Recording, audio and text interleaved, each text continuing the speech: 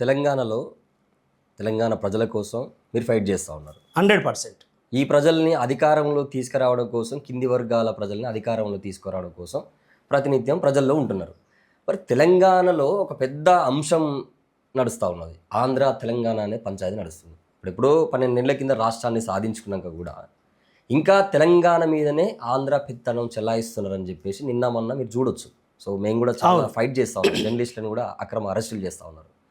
తెలంగాణ మీ అయ్యల జాగిరా అని చెప్పేసి ఒక ప్రధానమైనటువంటి పదవిలో ఉన్నటువంటి ఒక వ్యక్తి అంటా ఉన్నాడు.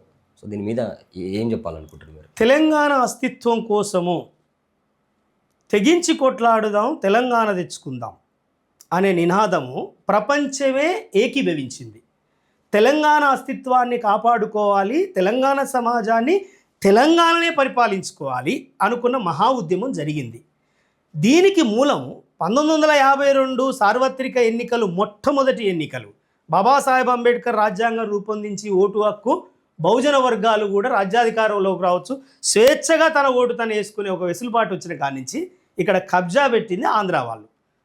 అడ్వాన్స్ తెలివి కల్లోలు కాబట్టి ఆంధ్ర వాళ్ళు కబ్జా పెట్టి ఆ ఉమ్మడి ఆంధ్రప్రదేశ్లో వాళ్ళే పాలకులుగా రెడ్డి కమ్మ పోయింది. కాబట్టి ఒక సందర్భంలో తెలంగాణ ఉద్యమాన్ని బహుజనులందరినీ ఏకం చేసుకొని తెలంగాణ తెచ్చుకుందాం, ఫస్ట్ పాలకుడు ఎవరు అనేది పక్కన పెడదాం, ఆ రోజులలో మాట ఏంది, దళిత ముఖ్యమంత్రిని చేద్దామని. అంటే ఎక్కడి నుంచి అయితే కింది వర్గాలని ఆశపెట్టి ఆ కింది వర్గాల శ్రమను తీసుకొని తెలంగాణ అస్తిత్వం కోసం పోరాటం చేసి తెలంగాణ అయితే తెచ్చుకున్నాం. పాలకులు ఎవరు అనేది మనందరికి తెలుసు. కానీ అస్తిత్వం మీద ఎవడైనా మళ్ళీ మాట్లాడితే తెలంగాణని అయ్యే జాగిరా అంటే మరి మీ అయ్యే జాగిరి కాదు కదా భయ్, మా అయ్యల జాగిరే. తెలంగాణ అంతా మేమే.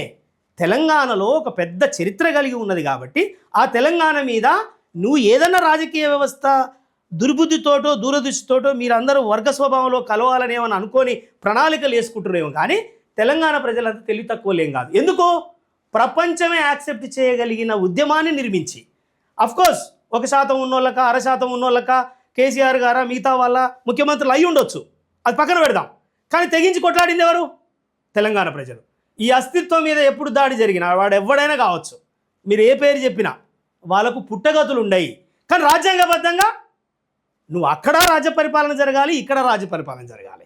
భారత రాజ్యాంగమే అది శాసనం ఏ రాష్ట్రానికైనా అన్నప్పుడు దాని ప్రకారం వెసులుబాటు చూసుకుందాం తప్ప మీరు పిచ్చి మాటలు, మీ ఎకిలి మాటలు, మీ సంస్కృతి, మీరు నేర్చుకున్న విధి విధానాలు ఇక్కడ రుద్దాలంటే మాత్రం ఉండరు. దీంట్లో నేను తెలంగాణ జర్నలిస్టులుగా digital media and YouTube channels వాళ్ళందరూ పోరాటం చేస్తూ ఒక ర్యాలీ చేసి మీరంతా నిరసన చేసిన దాన్ని కూడా మేము చూస్తున్నాం.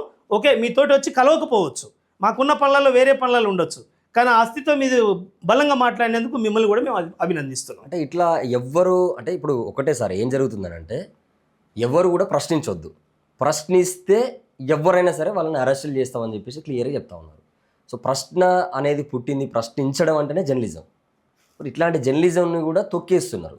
దానికి ఇక్కడ ఉన్నటువంటి పాలకులు వాళ్ళకు అవకాశాలు ఇస్తూ ఉన్నారు. సో మన తెలంగాణలో ఉన్నటువంటి జర్నలిస్టులని ఆంధ్ర పోలీసులు వచ్చి ఎత్తుకుపోతున్నారు, అక్రమంగా అరెస్టులు చేసి వాళ్ళ మీద నాన్ బెయిలబుల్ వారెంటీ ఇష్యూ చేస్తూ ఉన్నారు. సో దేశద్రోహం కేసులు పెడతా ఉన్నారు.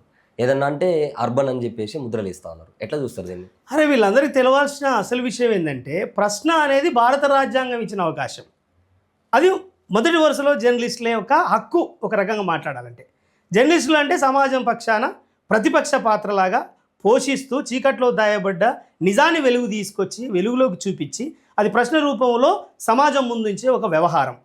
మూక్ నాయక్ అనే పత్రిక బాబాసాహెబ్ అంబేద్కర్ నాడు మనుషులే కానీ మాట్లాడొద్దు అంటే స్వేచ్ఛగా మాట్లాడి తన సమస్యల్ని తను చెప్పుకునే రోజులు లేని కాలంలో నుంచే బాబాసాహెబ్ అంబేద్కర్ మనిషిగా పుట్టినాం కదా, మానవ హక్కులు ఉంటాయి కదా అని చెప్పి పెద్ద పోరాటాలు చేసి భారత రాజ్యాంగంలో ప్రశ్నే, ప్రతి దగ్గర ప్రశ్న ఉంటుంది.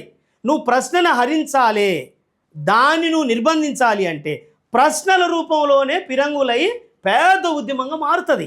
నువ్వు ప్రశ్న మీద దాడి చేసి అడగడము, సమాజంలో జరుగుతున్న మంచి చెడుల మీద మాట్లాడకుండా నువ్వు నిర్బంధిస్తావు అనంటే అది పెద్ద పెద్ద వ్యవస్థగా మారి పెద్ద భూకంపం లాంటి ఉద్యమాలు కూడా పుట్టుకొస్తాయి.